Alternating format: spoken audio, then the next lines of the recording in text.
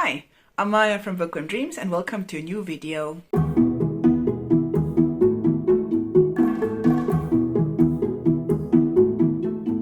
Today I'm going to talk about all the books I've read in the second half of August. So this will be a lot of books for your Orilium readathon and a little bit of extra because in the second half of August I've read 11 books, which combined with the books I've read in the first month of August, you can check the wrap up somewhere here and down below. That would put me at 21 books read in August, which is fucking insane. And I think that's like the largest number of books that I have read this year. Let's just start with the books I have to read for Orilium. For Orilium, I was trying to finish classes to become an apprentice in the scribe career and a novice in craftsmage because, you know, I'm ambitious and my character has 2 occupations, so that's fun. All right, so let's just go through the books. So I read this thing, Empire of the Vampire by J. Christoph. In this ginormous book, we follow the last vampire hunter as he's being interviewed by vampires to tell them his life story and how his search for the Holy Grail happened and whatnot. I enjoyed this. I did. I had fun. I always have fun with J. Christoph books. There were certainly some problematic things. So you had a bunch of kids, 14-year-olds, 15-year-olds getting it on with, their peers or someone who was older. And that was kind of like, okay, that's fucking weird. But overall, did this need to be how many 800 pages that it is? I don't think so. Of course, it's overwritten and it's like, it has flowery language, but not in that magical realism way, but in that kind of like, I could have said this in 3 words, but I used 15 kind of way. I enjoyed the illustrations. They were really cool. Really, I think they added another dimension to this story. The story itself was was intriguing and it sort of kept me interested. I've read this quite quickly. It's 700, 800 pages or whatnot. But yeah, I had fun reading it. I am going to continue on with the sequel because I'm curious to see what is happening.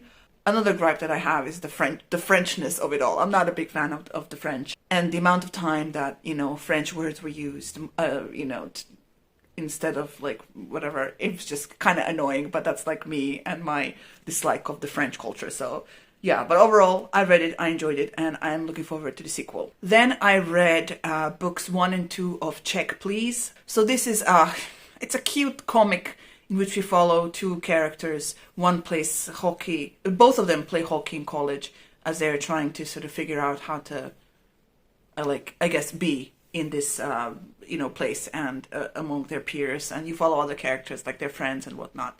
It was cute. That's all I can say about it. I've read it and, it's fine. It was cute. That's all I can say.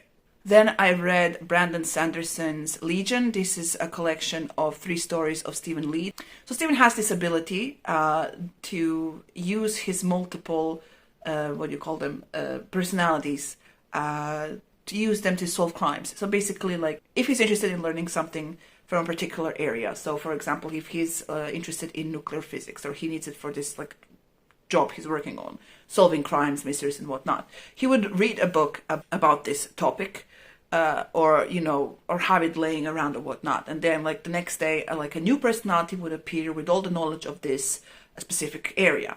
So when we first meet Stephen, he has sort of closed himself off from the world because he has had bad experiences, and the person that was his support and partner in life has left him and disappeared, and he's basically a recluse, and someone finds him to go look for a camera that can take pictures of events in the past, which is kind of interesting.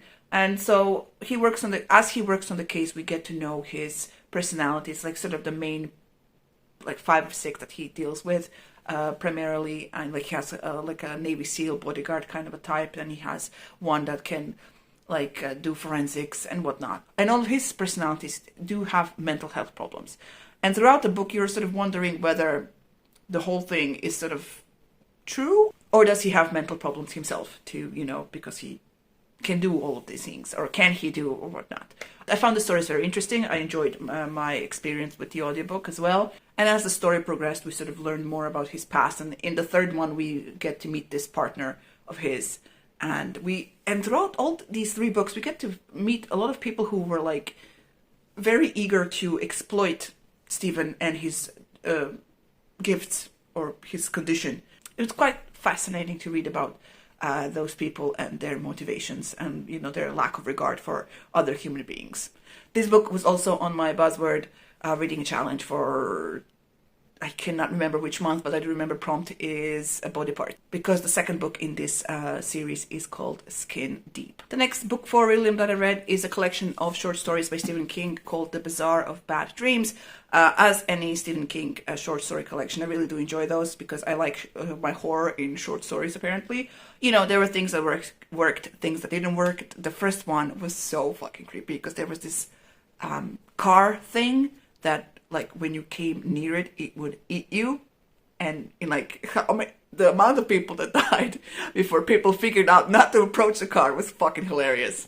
Yeah, so there was a really, really cool collection of short stories by Stephen King. And, you know, I always have fun with these collections, so I enjoyed it. There was also a creepy one about the bad little kid, which was like, you know, this kid in a those hat that had propellers on, like following this dude around his entire life and like just basically killing people in very imaginative ways. It was so creepy. So then I read The Shadow of Gods by John Quinn. This, oh my god, I was so looking forward to this, and it was kind of meh. So in this story we follow a bunch of different characters in a Norse-inspired fantasy world. So one character we follow is a mother whose son gets taken by this, like, let's call them a cult of people who have some kind of magical power and are very, you know, not afraid to use it to destroy people and things.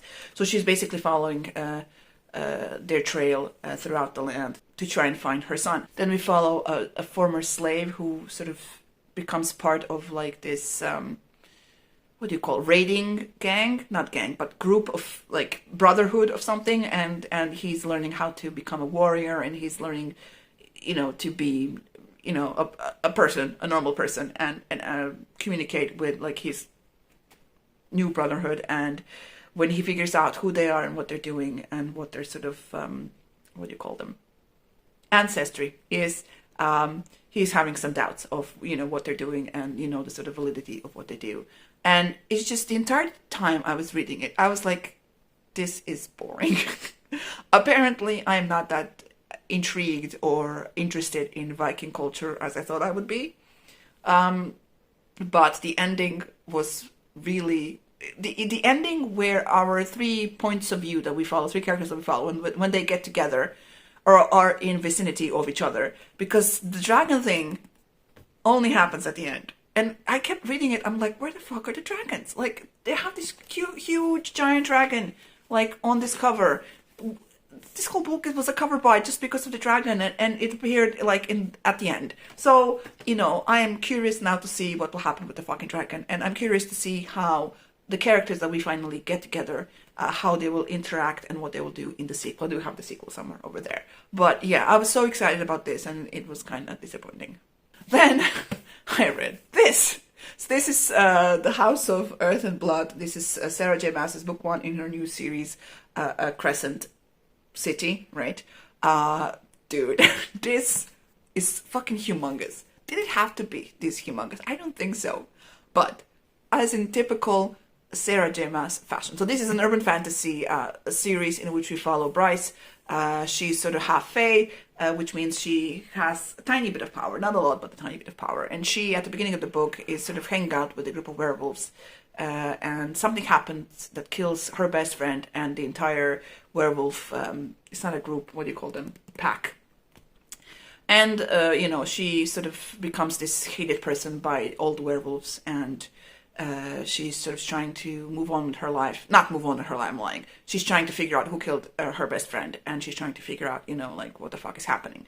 On the other side, we have this angel, or is it an archangel? An angel dude whose name is Hunt, who is basically a slave to these archangels. He's been tasked to help Bryce figure out who killed her friend, because the thing that supposedly killed her friend disappeared and now is back, and people are trying to figure out what the fuck is happening. The world is interesting. You have various different supernatural paranormal creatures who are divided into categories or houses, and you know, each house sort of takes care of their own, right? So the world building was interesting. I'll give it that. I enjoyed that. But the characterization and the plot, the amount of slut shaming that happens in this book, the amount of time that our main character gets called names because of, like, she's still young, but when she was like 20, 21, 22, or whatnot, you know, she went out partying every night with her best friend, and they did, you know, drugs, and they hooked up with people and whatnot, and they just,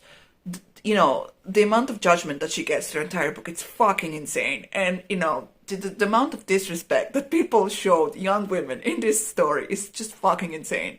And it was just so fucking annoying. And I know I said fuck a lot, but it was like, it was written in such degree that I noticed it. I usually don't notice like details. I've been getting better in recent years, but this was fucking insane. So that was one minus of this story. The another minus is the amount our characters. Of course, there's like a love thing that happens between Bryce and Hunt, and Hunt is supposed to be like, he's really old. Like, he's like at least 500 years old, I think. And Angel, who's been like a warrior his entire life, and he's trying to sort of fight for his freedom, and, you know, horrible things have happened to him. And when he meets Bryce, there's an initial like dismissal because she's like the party girl, and then later on when he figures out that she's an actual human being with feelings and you know, thoughts and whatnot, he becomes attracted to her and then starts acting like a fucking teenager. And that is like, I hate it when that happens. Like, you are 500 years old, you need to show emotional maturity and just general maturity about you. And it was just, anyway. But it's Sarah J. Maas, and she does this thing with writing. She does trauma really well, and our main character is traumatized by what happened when her best friend died. She writes it really well and makes you sort of feel for the characters. It grips you, and, you know, so that's good. But you get annoyed along the way while you read it. The last third was really tense. That usually happens with Sarah J. Maas books. Like, you have this building of plot, and then, like, in the last 200 pages, because again, another humongous book that didn't need to be that long. The last 200 pages were really, really just tense, emotional. I cried twice because, you know, you had a connection with a character, and then the author kills it, and, you know, it's fucking insane. I'm not sure. I mean, I want to read the sequel, but everybody hates the sequel, right? And the third book is coming out in January, so we'll see what happens. I'd rather read more for Thrones of Glass or the Akatar series, but, you know, I'm glad I've read it, so, you know, I can get it off my TBR. So I also made a reading vlog for the last 3 books I had to read for Orilium. So I read Jade City, Slavic Supernatural, and After the Dragons by Cynthia Zhang. And I have a reading vlog for that you can watch it to hear my thoughts about these 3 books. Just to say, really enjoyed this, really did. I feel kind of dumb because it's been on my TBR for so long, and I do have all the sequels and everything. I also enjoyed this one. This is a collection of Slavic mythology-inspired stories of speculative fiction. You know, some stories worked for me, some didn't, but overall I really enjoyed it. Also, awesome cover. Look at it. Look how cool it is, right? And After the Dragons was a short novella, which I had like my feelings about, nothing positive or extra negative. Now, I do have some things that I read like in between these things for my Orilium readathon. So I read Role Playing. Author name escapes me right now. This was a romance contemporary story that I've heard a lot about on the booktubes and stuff. And when it came out, I was like, ooh, let's read it because it sounds really cool. So we follow an older couple. I think they're in their like either late 30s or early 40s, and both of them are gamers, and both of them think the other is either very old or either very young. So when they meet in real life, they're like, what the fuck is this? And then sparks fly and they start a relationship. And in this relationship, both of them sort of deal with the traumas of their previous relationship and, you know, stuff in their lives. And it was such a fun read. I had a really good time reading it. So I will definitely recommend it for you if you're interested in something like that. Then I continue on. This entire month of August is me like reading Tara Grace's Elven Alliance books, because Dear Lord. All right, so there's this author I follow on YouTube called Elizabeth W. something. She wrote the something assassin. It's a fantasy word I can't pronounce. And she mentioned in like one of her shorts this story about a female character who doesn't want to get married, who doesn't like when people talk about like whether or not she would have children, or don't care that, you know, that her primary role would be having children or whatnot. And something else was mentioned, and that sounded very interesting to me, to have a character like that. I picked up the series, continuing, hoping it would be a fantasy romance with smut, and it turned out to be a clean romance, which technically I have nothing against, but I like my romances a bit smutty. So when I started reading the first book, because the book they mentioned was book 6 in the series, I was like, well, I can't really get to book 6. I had to read all the other books. So I did. Throughout the month of August, I read a bunch of those. And it's clean romance. It's like, there's some angst sometimes, and there's like plot of alliance between humans, orcs, and elves, and as they're fighting other evil humans and whatnot. And there's like spies and you know, secret trades, agreements, and whatnot. Anyway, so I got to... God, I don't even know which book is this. I read Pretense, that's book 5. So while I was reading this series, most of it was like me thinking, we are focusing on the wrong things. Why are we having so much plot in this romance? But, you know, it's like, why aren't we dealing with the relationship? Why are we dealing with with the original couple? Like, the original couple had like 3 books to themselves, right? And like, let's leave book 4, 5, and 6 to the other couples. Because I don't want to read about the first couple anymore, because I'm fucking annoyed already.